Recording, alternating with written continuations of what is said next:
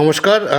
ভারতের নির্বাচন কমিশন এমন একটা জায়গায় পৌঁছেছে যখন মহামান্য প্রধান বিচারপতিদের একজন সুপ্রিম কোর্টের তিনি বলতে বাধ্য হচ্ছেন যে ভারতবর্ষের নির্বাচন কমিশনকে স্বাধীন হতেই হবে।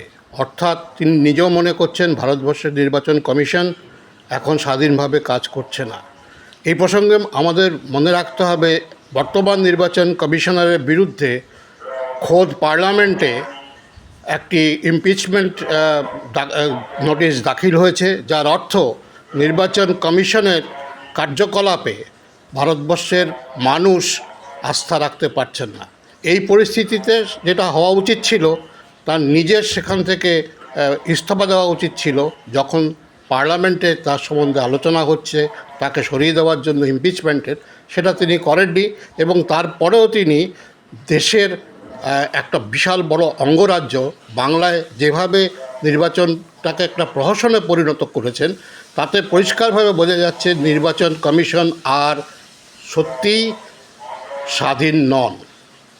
এই প্রসঙ্গে শুধু নির্বাচন কমিশনকেই আমি দোষ সাব্যস্ত করব না।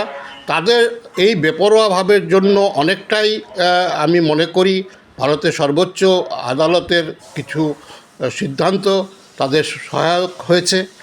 এমন একজন সর্বোচ্চ আদালতের বিচারক যিনি বলছেন যে একটি নির্বাচনে ভোট না দিলে এমন কিছু হবে না, পরবর্তী নির্বাচনে ভোট দিতে পারবেন, এটা অত্যন্ত দুর্ভাগ্যজনক একটি মন্তব্য বলে আমার মনে হয়।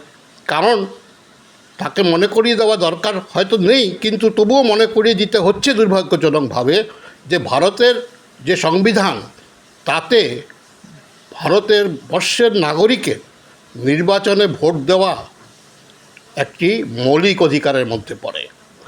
যে সংবিধানের যে 19 নম্বর ধারায় যে মৌলিক অধিকারগুলো আমাদের বলা আছে, তার মধ্যে একটি হচ্ছে স্বাধীন মত প্রকাশ, এবং স্বাধীন মত প্রকাশের একটি বড় পদ্ধতি হচ্ছে নির্বাচনে স্বাধীনভাবে ভোট দেওয়া। এই কথাটা আজ থেকে 2 বছর আগে 2023 সালে 13ই অক্টোবর আমাদের মণিপুরের হাইকোর্টের প্রধান বিচারপতি তিনি পরিষ্কার তার একটি রায় বলেছেন, নির্বাচনে অংশগ্রহণ করা এবং নির্বাচনে ভোটদান একজন নাগরিকের মৌলিক অধিকার। সেই বিচারপতি পরবর্তীতে পশ্চিমবাংলার যে কলকাতা হাইকোর্ট, সেই হাইকোর্টের প্রধান বিচারপতি হয়ে এসেছিলেন।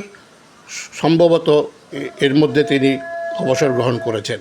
তাই আজকে শুধু নির্বাচন কমিশনকে সে স্বাধীনভাবে কাজ করতে হবে তা নয়, নির্বাচন কমিশনকে স্বাধীনভাবে কাজ করতে বাধ্য করার জন্য সুপ্রিম কোর্টেরও এবং ভারতবর্ষের মানুষের সাংবিধানিক তথা মৌলিক অধিকারকে রক্ষা করার দায়িত্ব দুই তরফেরই আছে।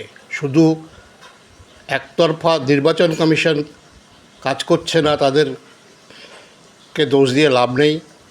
মহামান্য সুপ্রিম কোর্টকেও আমি অনুরোধ করব, আপনারাও দেখুন, লক্ষ লক্ষ কোটি কোটি মানুষের নাম বাদ যাচ্ছে বৈধ নাগরিকদের।